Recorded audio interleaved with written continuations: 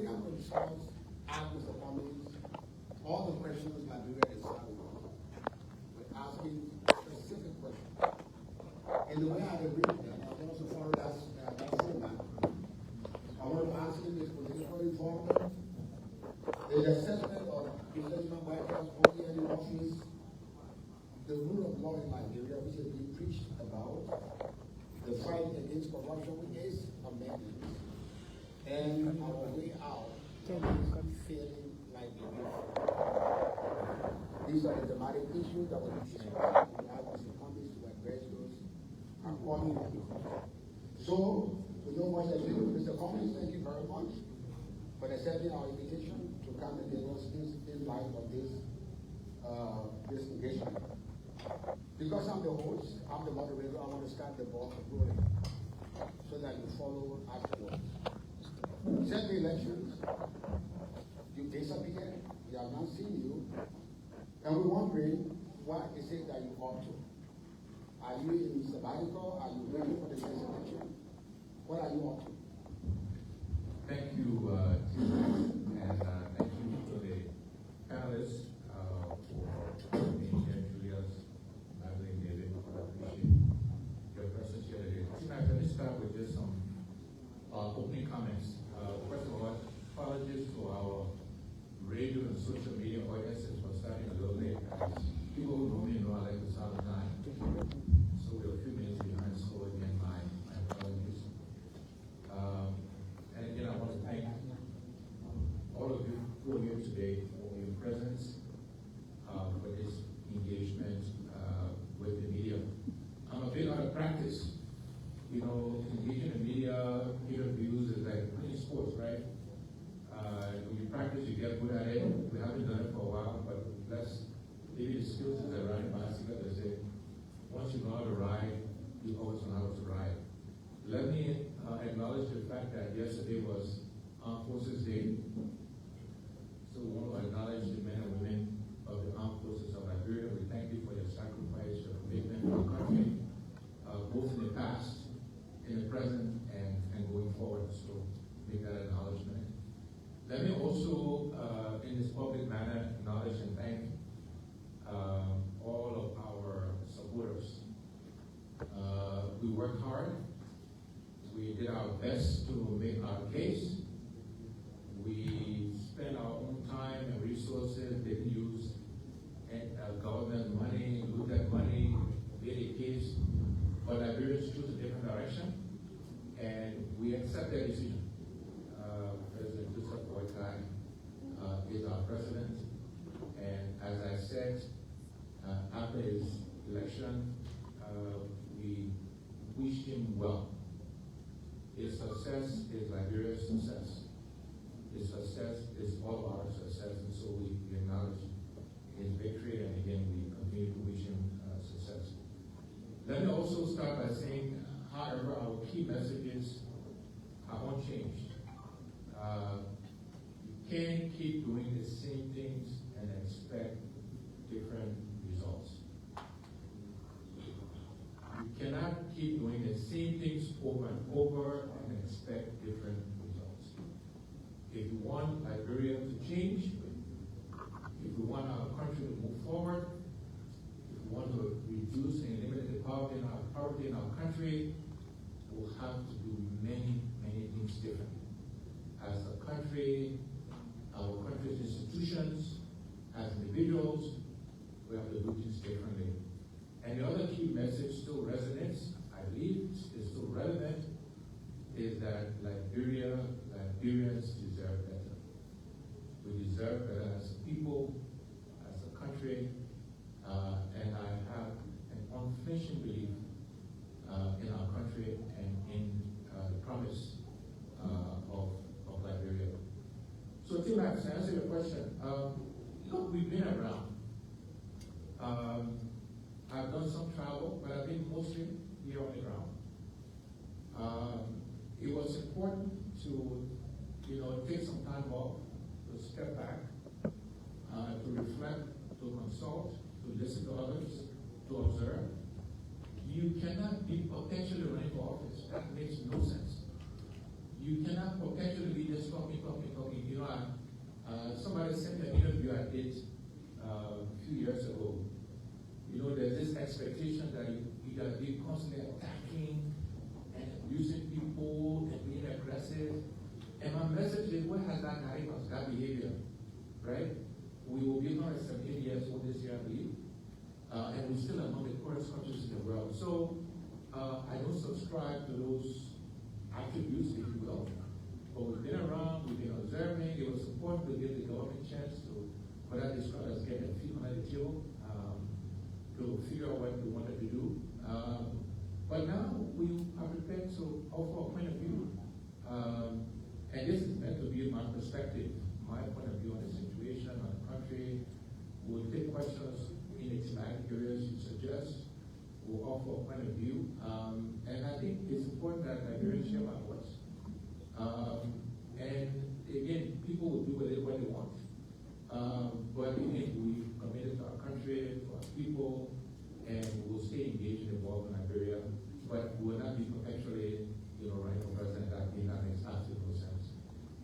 There's long ways to go before the next election. So we will be prudent, we'll be thoughtful, we'll be strategic about our presence and our visibility. So let me follow up on that. You are known to be seen as the member who always talks about change. So in election cycle, you preach this change. And those two election circles, you did not become president. My question is that something wrong with the messenger? Or something is wrong with the message? Because Liberian people didn't listen to your message, they didn't go with that change. What is the way forward? Yeah, good question. Look, I think the message of change is even more relevant today in Liberia. And let me remind you of some of the messages we proposed, some of the changes we proposed. And again, we proposed fundamental changes, right? And those changes were threatening to what I call, or who I call the political class. One senator actually said to me after the election, this is a true statement.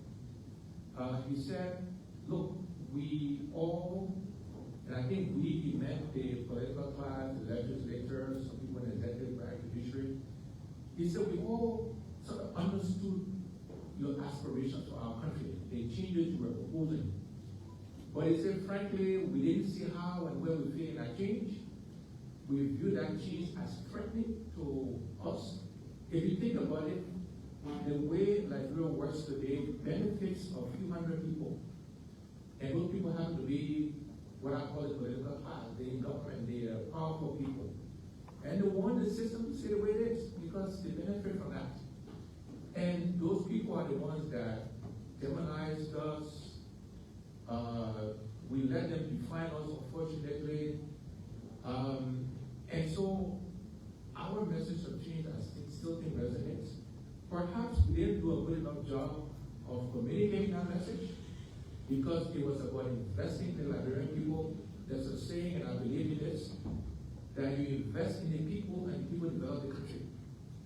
So investing in education, investing in healthcare, investing in infrastructure, being consistent in fighting corruption, not being selective, stopping the stealing, prosecuting people who do that. Those are all part of our messages. And I think again, those messages are still relevant today. I think again, perhaps we didn't do a great job of explaining how it would benefit the average Liberian. Perhaps we let us be defined, and so the messenger, and look, I'm flawed. So the fact that we weren't successful, I'm contributed to that in many ways as the leader of the ANC, the CPB at the time. So I'm going to take my share of responsibility, but the key point though is that message is still relevant, given where we are today as a people, as a country. And I will continue to say, if we keep doing the same things, we'll get the same result as manifested by where we are today. Yes, again, it's good to be here. It's been a little over a year since the last election, and it is 1 year, 2-3 weeks since President Joseph Boakai was inaugurated. What is your assessment so far? What has obtained over the course of the 1 year? Yeah, look, the first thing I would say is that, 1 year isn't a long time, and there's 5 years to go in President Boakai's administration, and so we need to acknowledge that fact. The other thing I would say, Julius, is that when you take responsibility for leading a country, an organization, a company, the first thing you should try to do is, to use a sports analogy or football analogy, is not to score your own goals, not to score goals on yourself. And so, some own goals, I think, that were scored, the whole Yellow Machine saga, for example, I don't know if it's been resolved, where the status of that is, but I think that was still an own goal, and something that could have been avoided. What happened with tenured officials, their appointments, how they went about removing them, even though the court said something to the contrary, you could argue that was one goal, unnecessary goal on themselves. The whole issue around asset declaration, I just saw an announcement today where officials will be suspended in that regard. Again, I'm glad it's happening, and I applaud the president for that announcement, but one would argue 12 plus 1 inch that had happened, a while ago. So, first thing is, some of these own goals perhaps could have been avoided. I think the most important question, though, and this is not one I think I should try to answer, but in a direct way to answer the question. Are they better off 1 year later than they were 1 year ago? Today, are there more jobs available? Is the cost of living the same or getting higher? Are there more medicines, medical supplies in our clinics and hospitals around the country? What do you want? Is there, let me finish, you can follow up. These are fundamental questions that I believe should be and has been answered by Liberian people. Julius, I have been very blessed in life, and I say to use the word blessed very deliberately. And so the answer to that question has to be answered by the citizens and the people of Liberia, not by Alexander Cummings. And again, these are the questions Liberians have to ask themselves. Are they better off? Do they have more jobs? Is the cost of living down? Is medical supplies and clinics and hospitals? Are schools getting the supplies? These are fundamental questions that I think Liberians have to answer in terms of a year later. And are they hopeful of the next 5 years? You are a Liberian. You are a statesman, an elder one. You are a political leader. You live in Liberia. You get different requests. Sometimes you go to marketplaces and all of that. So you're also entitled to answer that question. This is why you're here. So all of these questions you think Liberians should ask themselves. What are your answers to them? I will stick to my response that I think this question should be answered by the Liberian people. I mentioned some of the own goals that could have been avoided. I would say there needs to be a riveted focus on the economy, on improving the business environment in this country, improving the perception of governance in this country. Those are things that I believe should be happening, we should be doing. But in answer to those questions, I think Nigerians have to take responsibility to answer. I think they're off the table in the world. Let's talk about the economy. Since you've been around the business sector, there's one thing you spoke about quite eloquently during the campaign process. Numbers from the IMF and others will talk about a 4.8% increase in the GDP and could increase over the course of 2025. They've also talked about some fiscal reforms, getting on course, and all of that. And these are the kinds of messages you will want to hear to know that your country is getting on track to have a better economy. What can you say to that? So, look, those are good headline numbers, and it is good and it's better that those numbers are going in a direction, IMF, the World Bank, others suggest. So, I think that's a good thing. But again, the fundamental question to Julius is, are the Liberian people feeling the benefit of those numbers? I think it was back in the 50s and 60s, they used to talk about growth without development. There was a book written, and maybe you're too young to remember those days. And so the question for us Liberians is, those headline numbers are good. We have to applaud them. But is it filtering down to Liberian people? Or is it just reflecting the fact that we're exporting more iron ore or more gold? So the extractive industries, right, are growing, and therefore GDP is growing. But is the average Liberian experiencing that? Are our policies impacting young people? Our medical facilities getting better? Are we investing in primary health care in clinics? Are we investing in agriculture? So is the farmers feeling that 5% GDP growth? So those are the more fundamental questions. You want those numbers to be there, that's a good thing. But we want to make sure the benefit filters down to the average Liberian teacher, farmer, healthcare worker, business person. That's the fundamental question. And again, Liberians will decide whether or not they receive the benefit of these economic growth numbers.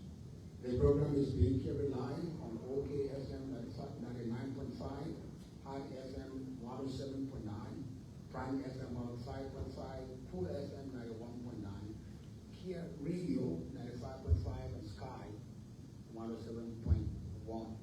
Hello. Okay, so Mr. Cummings, it's good to see you. It's been a very long time. During the elections, it was almost like every 2 weeks interview with you. So let me come outside of the little box a little bit.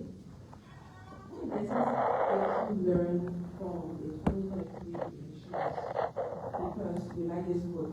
You keep doing the same thing, you're getting the same result. So what lessons you have learned, and what are some of the things that you keep doing and getting the same results? Before I come to my next question. Yeah, thank you, Maggie, and good to see you again. Look, I don't want to dwell too much on, and I'll answer your question, I'll give examples of things we've learned, but I want to emphasize, I don't want to dwell too much on 2023 is behind us, the results are there, we have a president, 5 more years to go in this administration, not thinking about 2029. I think too many people are focused on 2029. We need to be focused on what's happening today. Can people afford 2-3 meals a day? If it's sick and they got medical issues, can they get medication, treatment in Liberia? Are farmers seeing fertilizers and seeds at the farms getting better? We should be focused on today, not this political 2029 stuff, right? But we learned a lot of lessons. One is, as I mentioned earlier, we probably didn't do a good job of communicating our change message, which I think is still relevant today. But we didn't do a good job of that. We let ourselves be, defined in the wrong way. Mr. Cummings is arrogant, Mr. Cummings not down to earth, Mr. Cummings ambitious. I'm ambitious for Liberia, not for myself. But we let ourselves be defined by others. We didn't engage in the people of this country good enough in my mind. And again, I will take responsibility for that. So these are some of the lessons we learned, and we got to do different. Look, I am who I am. My personality, we'll adjust it, but I call it margins, right? I am who I am, and people will accept it for who I am or not. And that's clearly their choice. But we'll try to adjust and self-reflect on the things we should do different going forward. But again, I don't want to focus too much on the political process, the politics. let's focus on what's happening. Okay, so let's come back home, right? And what do you think would have been done differently? I mean, to get different results, because this government is 1 year, like my colleague said, 1 year, 2 weeks, 3 weeks? Yeah, something around there. So what do you think would have been done differently to get different results? Maybe your recommendations to this government. Yeah. So if you go back and read the CPP manifesto, if you go back and read our 100-day plans, you will find the following recommendations. I'll mention some of those recommendations now in terms of, the way forward. One is, this is in no particular order.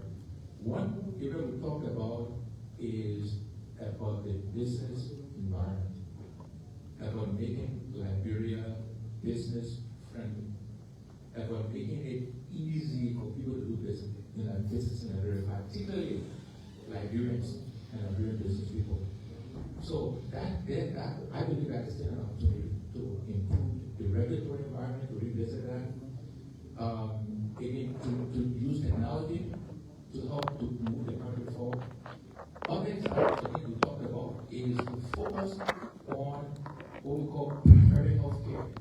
What kills most Liberians are basic things: malaria, typhoid, childbirth, hypertension. There are about 5 or 6 things. Investing in primary health care is something that I believe we should be doing, because it will impact the average Liberian. Think about our country is an input-based country. We only export iron ore, rubber, wood, etc. We don't export anything else. But we import everything we consume regularly.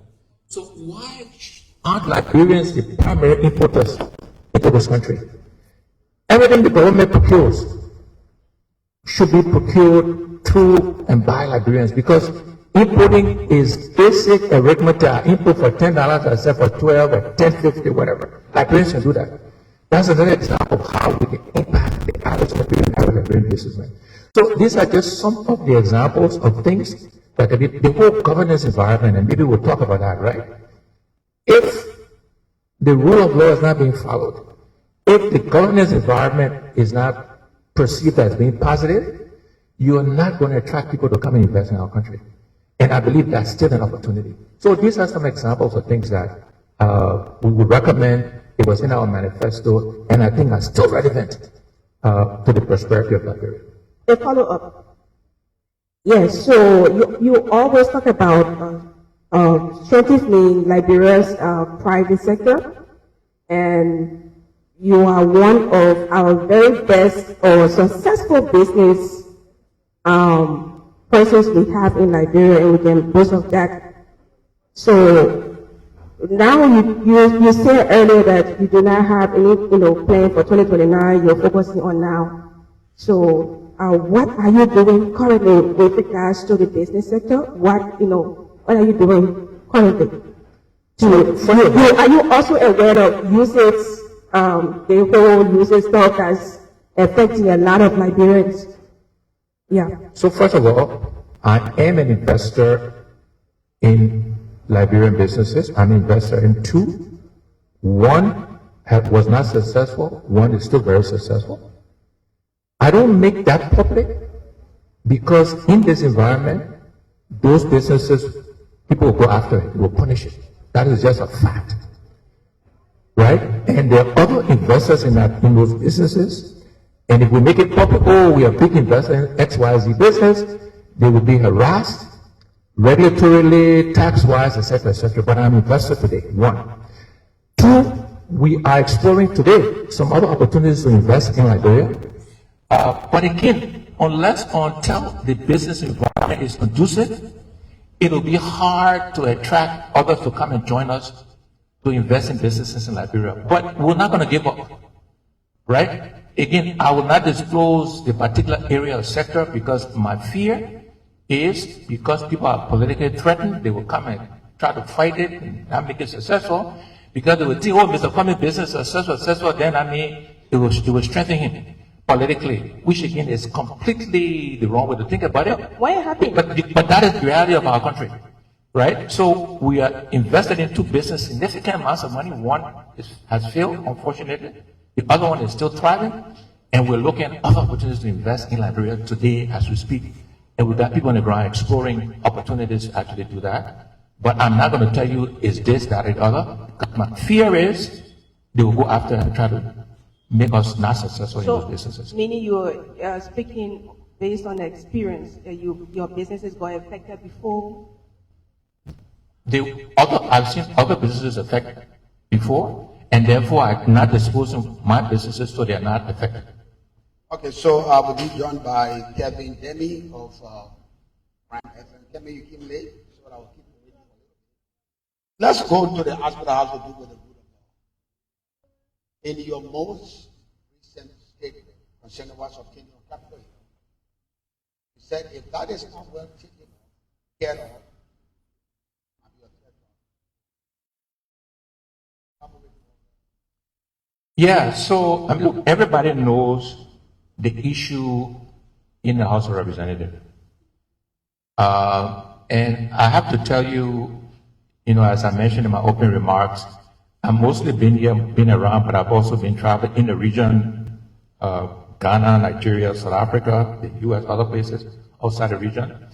And the perception of what's happening in our legislature is not good.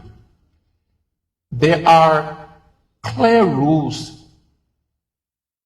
about how you elect a speaker. The rules are very clear. There are clear rules about how you get rid of a speaker. And those rules, in terms of how you get rid of a speaker, were not followed. I mean, that's a fact, right? So that perception is not good for Liberia. Look, we are aspiring to go on the UN Security Council. I think that's a good thing. And we can talk about that we want to be represented on the UN Security Council. We need to make sure we understand the benefits and what it will cost to do that, etc.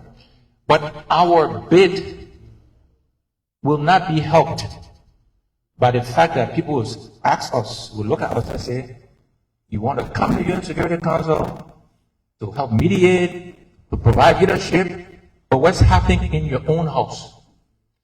And so this is an issue of governance. This is why it's important that, look, we are where we are now. It is what it is. We can't change that there's this impasse.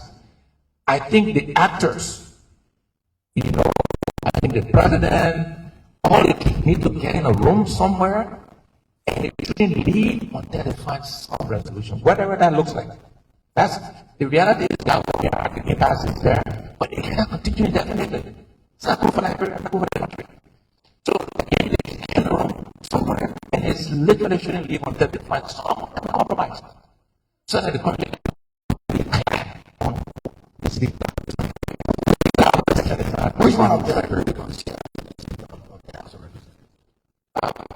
In T-Max, the rules around the elections,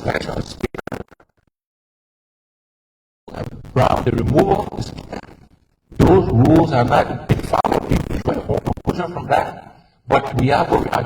It's now become a political process, and we need to resolve it. And I'm saying they should get in a room and they should not leave that. Part of negotiation tactics, for those of you who understand this, part of it sometimes you wear each other down, you get in a room, and in fact, maybe you don't serve food or water until you solve it, and people force them to compromise physically, right? That is actually a process that sometimes people use to force compromise. So, but what do you blame the executive and the judiciary in the face of this problem?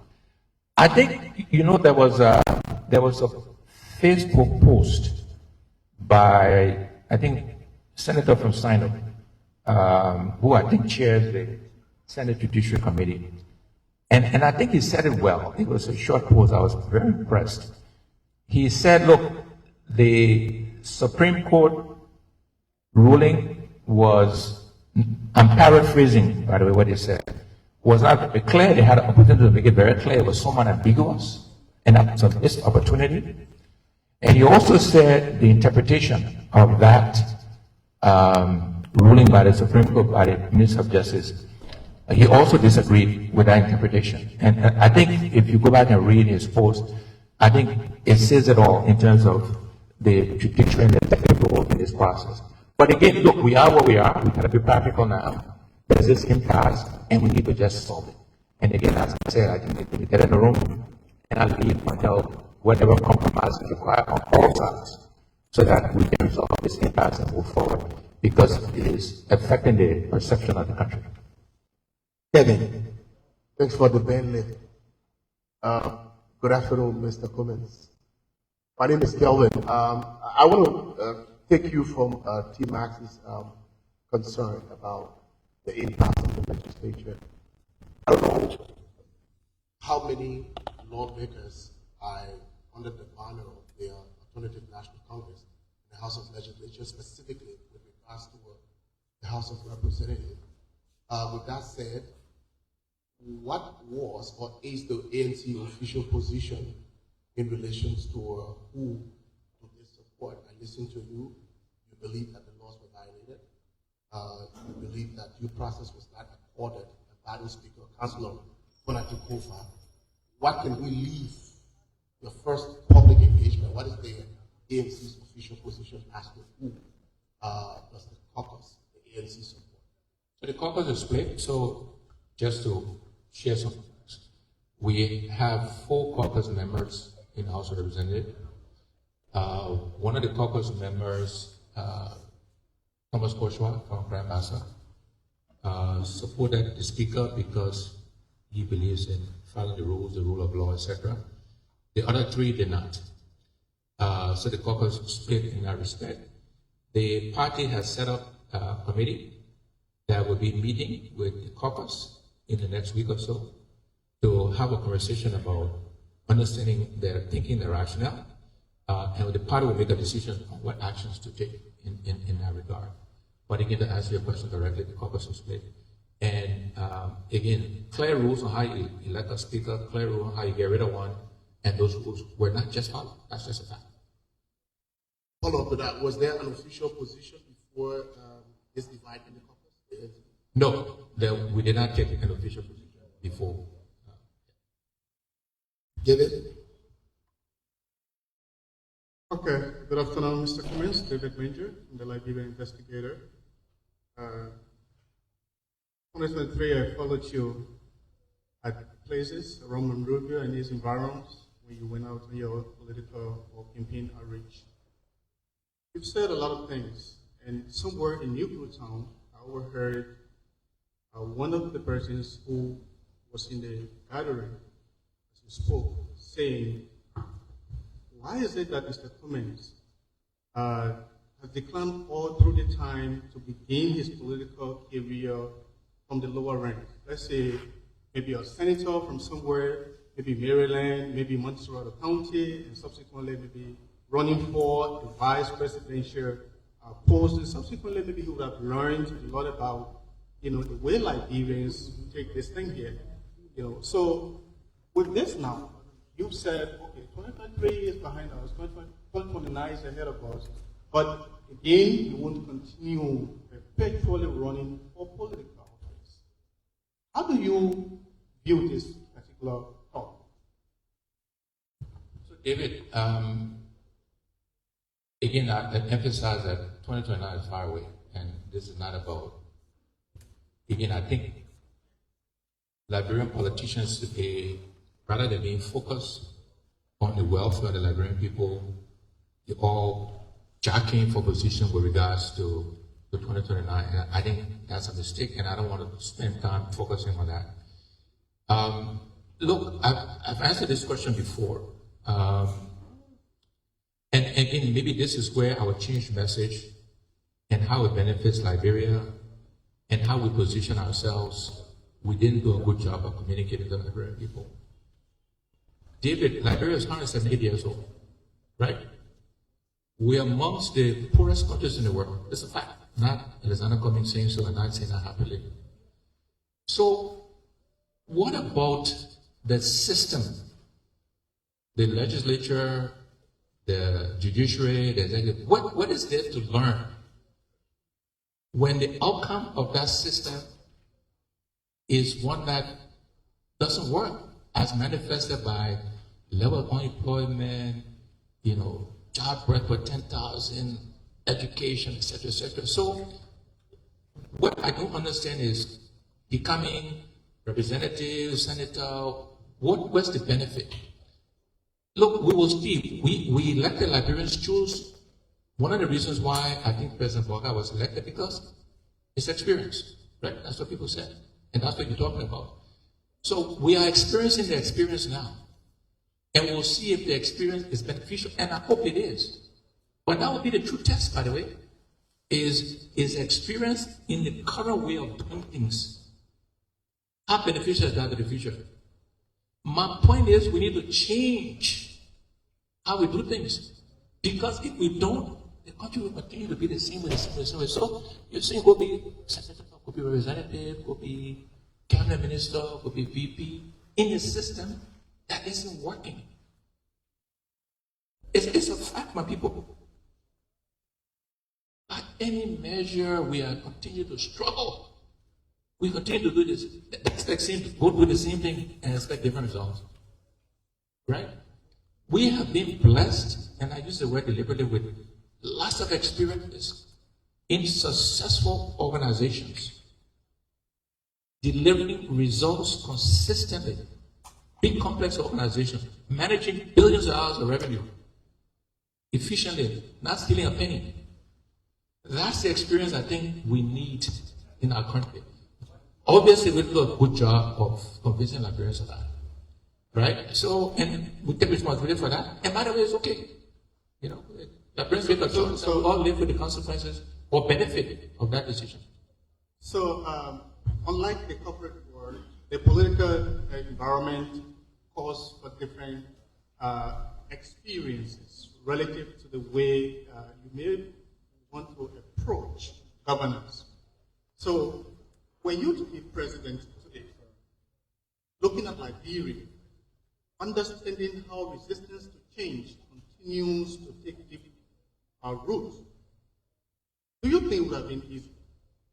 Easily said, but considering the realities, low risk, limited resources, lack of sophistication on the part of a lot of people who want to serve or who are called on to serve. What do you think? I'm not sure I understand the question, but what I will say to you is that there are differences between corporations, private sector, and government, but there are a lot of similarities too. That because people don't understand the private sector, don't realize there are a lot of similarities. So let me just give you some examples. In government or the public sector and the private sector, you have to make sure you got the right people. You got to make sure you got the right team. So whether you're running the government or you're running a business, and I'm thinking about big businesses, even small businesses, if you don't have the right people, in the case of government, the right people in the cabinet, in the parastatals, the state-owned enterprises, you will not be successful as president. If you run a company, you don't have the right people, you will not be successful. So selecting talent, same in both places. One. Another similarity is, if you want to be successful in politics, you want to get re-elected, you got to deliver results for the people, for the people that vote for you. In business, you got to deliver results. Otherwise, you don't keep your job either. Another similarity. Another similarity between the two, people don't realize is you have to have a vision. You have to have a goal in business, something you're working towards. In government, you don't have to have a goal. You have to have a vision. You have to have something that rallies people, the country, right? Those are similarities, and I think those things work. You need to always think about this whole thing about change, constant change, right? You need that in business. Now, some of the differences is in politics, you're dealing with everybody. So in business, you're dealing with business people who self-select to be in there, similar behaviors. In government, very different dynamic, more complicated dynamic. I'll grant you that, right? But the benefits of being a business person and bringing that to our politics, I think will tremendously benefit the Liberian people. Because if you keep putting the same politicians with the same experiences, which is what we're doing, the results will be the same. And the 178-year history of Liberia has proven me to be right. 178 years this July, Liberia is still among the least developed in the world. So we have to do some things different. Now, shame on me, shame on my supporters, we didn't do a good job of convincing Liberians, and we never. And so again, we'll live with the reality and the consequences of where we find ourselves. Okay, let's move forward. Daily Observer. Daily Observer, okay. Mr. Cummings, it's a pleasure to be with you at this moment. Glad to be here. It has been 1 year since the election. Probably some of these questions will be long overdue, but we haven't had public engagement. I don't know whether any of my colleagues have asked this question. I don't know whether any of my colleagues have asked this question. Did President Buhari engage to form part of his government? Yes. Which of the position did you prefer to you? No, I wasn't engaged by the president to take a position in government. So if he is to engage now, if you went to a second position in his government? My point of view at this point in time is I'm here to offer advice, support, policy solutions to Liberians, to the Liberian government. I'm not interested in a role in government. Okay, let's move forward to the fight against corruption. I'll get to you. Yeah. The CPP under your administration be on Georgia for being acutely corrupt. The Unity Party rally with the campaign on the same beating on Georgia being corrupt. We are what we are today. This noise about corruption as charged by the CPP under your administration and rallied by Justin Nimakwaka is stay with us. What are the way forward? So I think the way you get rid of corruption, and we talked about it in both 2017 and 2023. In no particular order, you got to do all of these things. One, you have to strengthen your integrity institutions. You got to make sure you got the right people, so that the Anti-Corruption Commission, General Accounting, all those kind of institutions, you got to strengthen them, the right people, give them the resources to go after corrupt officials, right? Make sure the judiciary is also strengthened to do that as well.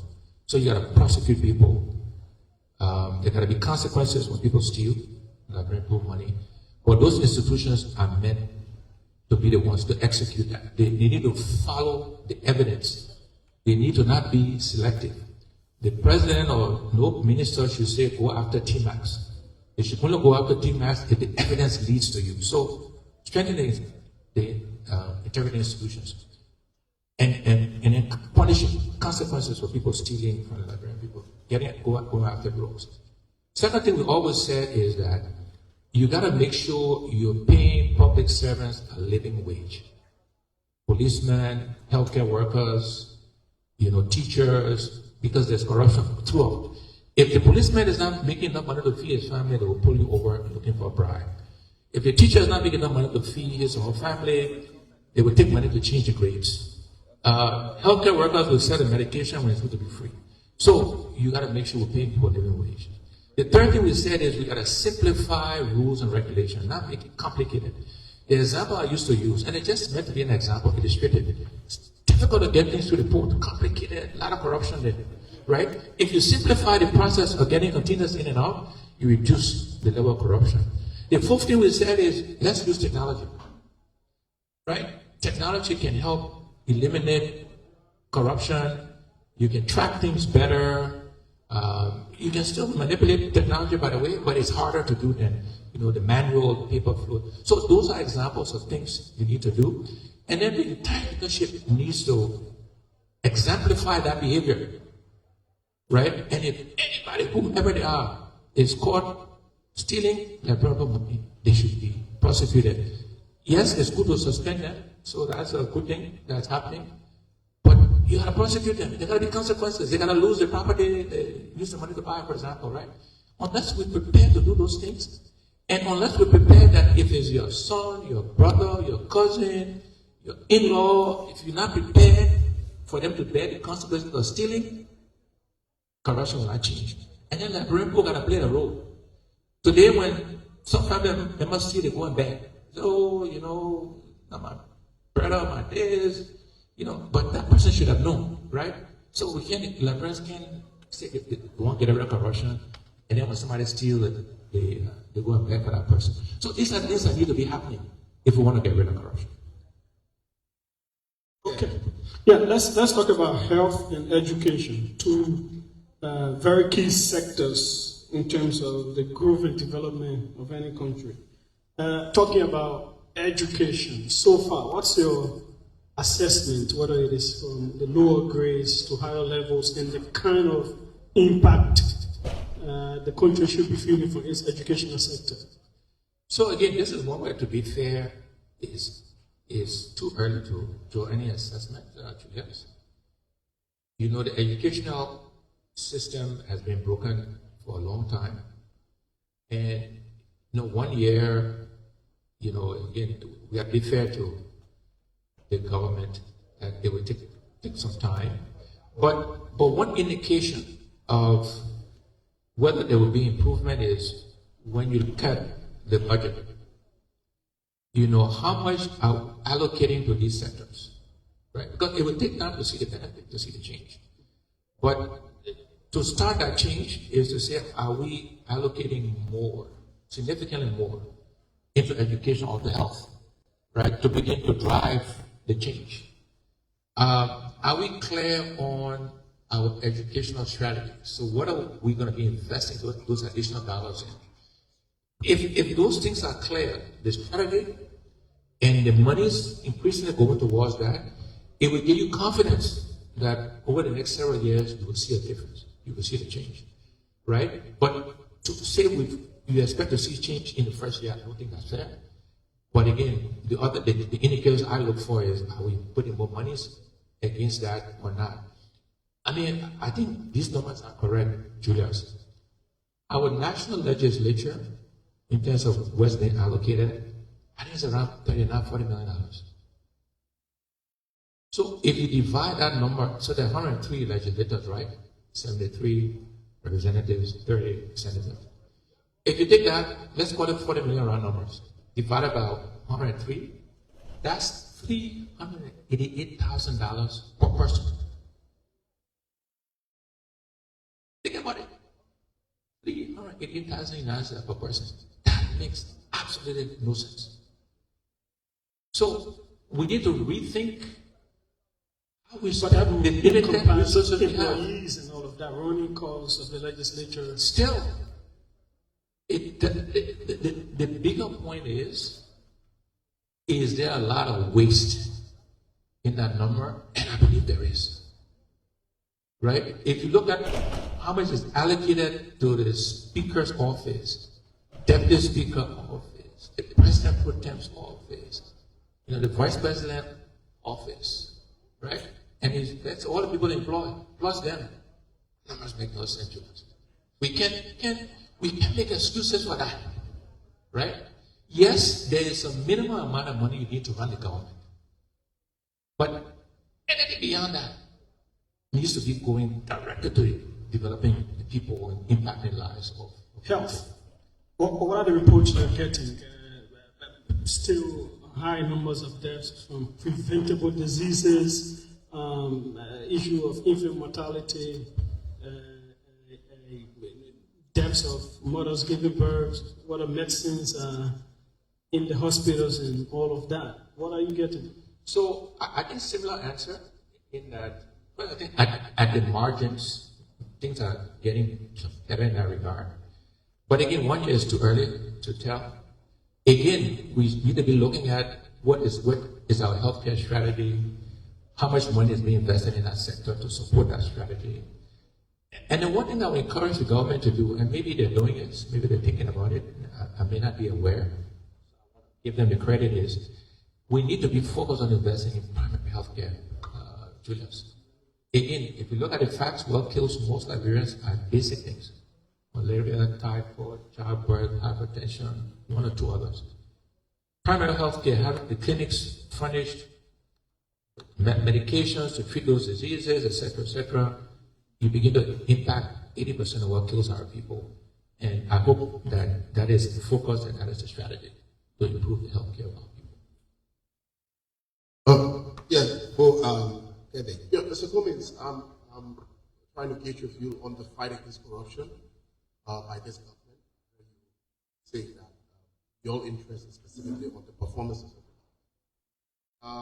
Under 1 hour ago, the executive mansion posted suspending all government officials who fail to declare their assets for a period of 1 month without pay. What do you make of the latest development coming from the office of the president? I think that's a good thing. I would have hoped maybe it was done earlier, but I think it's a good thing. Yeah, I think he's right by forcing the folks to declare the assets. And if they don't do it in 50 days, then he should fire them.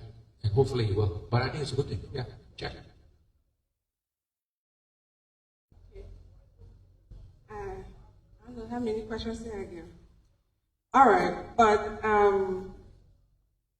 want to take it back to the issue of our foreign investments. Yeah. What do you think we can do as a nation? I keep taking you back to the user stuff that's affecting a lot of students. The last time I posted on my Facebook page asking people to give their views of what happened in the country, and this teacher is telling us that students are going to stay out of school because, they got used to eating. Yeah, they got used to eating at school, and because of the withdrawal of usage, it's going to affect enrollment. So, what do you think we can do as a nation to attract more foreign investments? And just to add up to that, the National Tourism Authority bill was just passed by the Senate, and I think I just want to add to the question I'm asking, because you know exactly what the tourism sector, the amount of money that it generates for any nation. Yeah. So on the foreign assistance, first of all, we have to recognize Magdalene and Liberians is that the Americans or any country have a right to decide how they want to spend their money, right? It's American taxpayers' money. I don't have an opinion on President Trump and what he's doing and what he's not doing. That's not my place. But I will say he's doing what he said he would do on the basis on which he was elected. So he's following through on his commitments. Cutting foreign assistance, foreign aid, is something he's talked about a long time. So it shouldn't be too much of a shock, I guess. But again, it's their money and their right to do it. It is going to cause some hardship for us in the short term. It will. And I'm empathetic. I feel the pain of the students that will not get food in school, or the drugs that they were supporting us with, we're not getting those drugs. There are a lot of young Liberian professionals who do work for USAID. They will not get paid for that. So there's a lot of empathy, sympathy for that. But the reality is, it needs to force us to reduce our dependence on others. The answer is not to go beg somebody else. The answer is to look at our limited resources. I mentioned how much we spend on the legislature, on the various offices. How can we reallocate those monies to fill that gap, to fill the void? How can we make Liberia more attractive? Look, the success of the United States is not the government, it is what they call in the private sector, it's businesses. So how can we position Liberia differently in the minds of the Americans, the biggest economy in the world, right? In the minds of the Americans, we are positioned as beggars. We need to reposition Liberia as a place where you can come into business and you can make money. Right? So the whole business environment, the whole perception of how we run the government, the whole issue around corruption, we need to fix those things and make Liberia an attractive place for Americans and others to come and invest. Not to bring the foreign aid, but to bring the money. We will benefit and they will benefit. And you know, in the private sector, business, as Liberia said, that's my area. How we reposition the country going forward is important. Because that aid will not come back, or it will not come back at the levels it was historically. If the aid comes back, it will come back at a much lower level, and we better prepare ourselves to understand that fact and re-architect, re-engineer how we spend our resources, right? And then reposition the country as an attractive place to do business. That would be more appealing to the Americans than we're gonna be in beggars or to the Chinese or anybody else. We don't want to be dependent on other people. There's also a bigger picture, you know, for the Monrovia Union, for us. We all need to wake up and work better together to support each other, to make sure we're getting value from our natural resources collectively. Think about this, by the way.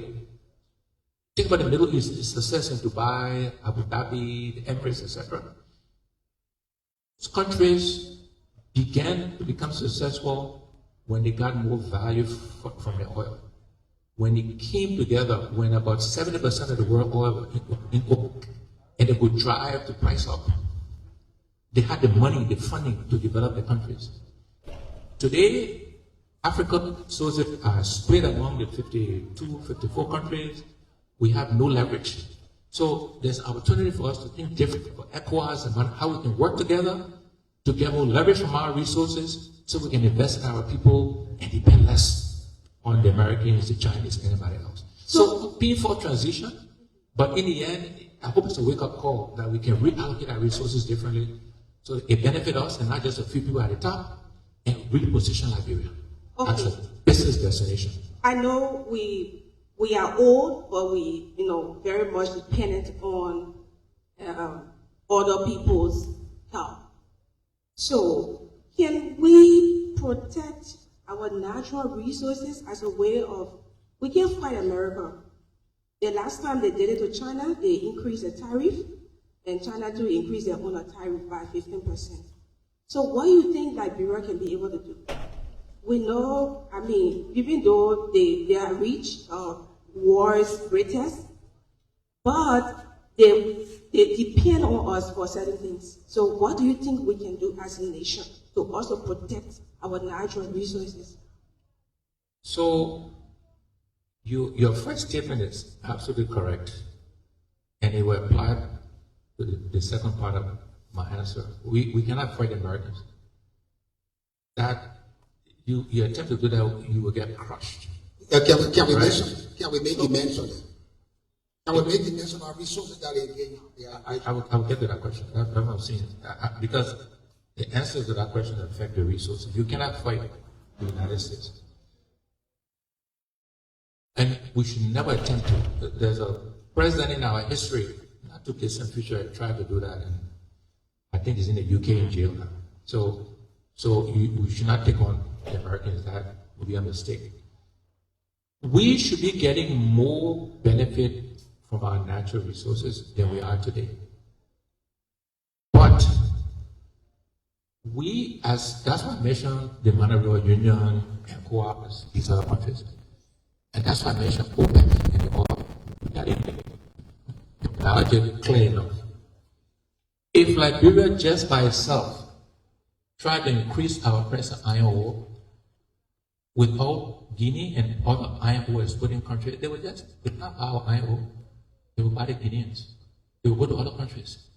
The way you can get the best value Africa from our resources is we come together and do that. But as Liberia only, we can do more by getting more from Mattel, perhaps, as well Mattel, getting more for our gold that coming from King George, from B Mountain. we can get a little bit more, but for it to be significantly more in terms of value, we gotta come together. But just as a country to try to fight America, or we increase our price and that kind of stuff, they will go somewhere else. They will not bow and will suffer even more. So we gotta think more strategically about how we do this thing.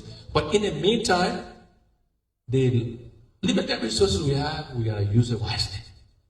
We can't let it go into a few people's pockets. You know, we gotta reallocate and use it to benefit the Liberian people. Julius, we give it a chance. Let's go to David. From David, then we'll go to the last thematic issue we have to do with the economy. I think that's Cummings' strength that we know him to be. I want to spend some more time on that last layer of our discussion. So it's over to you, David. Okay, it's a follow-up on this, and that has to do with foreign policy.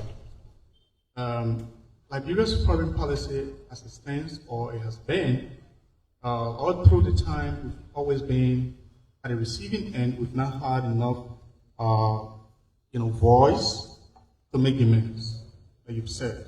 When you listen to Dr. Rochelle Major Pele during her oration on the Independence Day last year, she made a point, and that is, we should reimagine Liberia. And in reimagining Liberia, there are specific considerations that must be put forth. And if you look at this issue of America's influence in the Liberian party politics, as well as, what we do with regards to other countries, it keeps strangulating our efforts to move forward. And last time I had interaction with Chinese officials, and they were telling me, look, no one will do for you what you ought to do for yourself. So Liberia, as an independent country, while it is true and correct, you claim to have this traditional partnership with the United States, you need to rise up and make a decision on specific things that's supposed to also push you forward. Do you think that this is something that is worth doing? It is not about fighting them, but standing up and say, okay, enough is enough. We're about 200 years old since independence. Should we continue on this trajectory? So, every country's foreign policy should be in their interest. You should do it in what is the interest of the Liberian people, of the country Liberia. The Americans, the Chinese, the Russians, the Brits, the Europeans, whatever they do is ultimately to benefit them. They're not doing us a favor. And so our foreign policy should be taking actions that would benefit us. But in that context, though, in doing that, we got to also understand our relative size. Right? So, because we're an independent country, because we've been around for 200 years, doesn't mean we just frontally take on the Americans or the Chinese or Russia. That's not practical. But in that process, our first goal should be what is in our interest. Then what is the reality around our interest? And how can we, given that reality, get the best for ourselves? That's the context. It's not about a blanket statement. It's not about hubris. It's about being smart. It's about being strategic. But you do start with what is in your interest, not in what anybody else's interest is. You assess the context, the environment around your interest, and then how can you propel your interest given that context? That's how we should think about it. But you got to start with what's in your interest first. Absolutely. Because none of these other countries are doing it because they're doing you a favor. They're doing it because they believe it's in their interest. And we got to start from that point of view as well. Okay, Julius. Go back to the economy because I think he's been talking about a few things. One, are you playing safe in this interview? You seem to be quite friendly, like you don't want to anger, step on toes. You're not coming out. What is happening? Well, that's a matter of interpretation, right? And perspective. This is how I've always more or less conducted myself. I've had that criticism before, not just now, in the past. And so, again, this is how I'm wired. Julius, I go back to the point I made earlier. The idea that you gotta be obnoxious, you gotta attack, it hasn't gotten us anything as a people. If you look at the last two presidents, were they really attacking? Did they really speak? Did Joe really attack anybody? Think about it. Did Weah himself do that? So, but it's not about them, right? It's about who I am, the way I think. I like to be balanced. I like to speak the facts. I will not just criticize because it's political expedient to do so. That I'm not wired that way. It's about context, it's about fact, it's about reality. When they do something good, I will say so. When stuff I disagree with, I will say so. I give examples of, again, own goal, they scored. I give examples of things I think they should be doing differently. And then you can contrast and compare that to what they are doing. Okay, now you gave the old man in the village analogy during the campaign, taking the colors and giving it to the old man. Is this old man now handling these cutlass very well or not? So I will go back to my earlier And then the comments. second point on deportation. Some Liberians could be caught in Trump's deportation, even though this has been happening. Deportations have been happening over time. What can you say to this? So I will answer the first question the way I answered all of the before. The Liberian people need to make that decision about the cutlass to the home or not. That's their call. Just like I said, whatever experience, they gotta decide whether the experience they're experiencing is beneficial to them. That's the call of Liberian people. On the deportation piece, again, I think it's unfortunate for our fellow Liberians who will likely be deported. And that deportation, as you know, is not happening to just Liberians. The Americans, some President Trump promised that he would do it, so he's doing it. Again, I'm not in a good or bad, no judgment. It's impacting many countries in Africa, Latin America, India, so on and so forth. And unfortunately, it will impact us. I think what we need to do is, just prepare ourselves to receive our brothers and sisters, and then just give them a helping hand so they can get on their own and move on with their lives.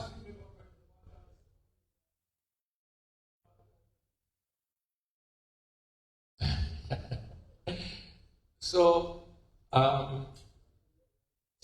yes and no. Some parts I agree, some parts I do not. Let me explain. The part I don't agree with is that to attract and to get our people to come home, you gotta create the right environment for them. There gotta be jobs for them to come to, or business opportunities for them to come to. They gotta see some improvement in healthcare, etc., etc. So you can't just say get up and come unless some of these things are in place for them. On the other hand, they cannot wait until it's perfect before they come. They gotta come and help to improve some of those things. So yes and no. Yes, in the sense that they can't wait for perfection before they come to help to build Liberia. No, I disagree, because they gotta see that we are moving in the right direction, that things are getting better, that the policy is going in the right direction. And unless people see that and see some improvement, they will not come. Leave their conference and come to Liberia. Yes. Okay, let me get on the last leg of our discussion. That's the economy. Last week, President Joseph Biden launched an ambitious development. It's put at $8.4 billion. And they said 70% of that development plan will come from external resources, giving the Trump threat of using. 70% is coming from outside, not from you. You need $8.4 million development plan.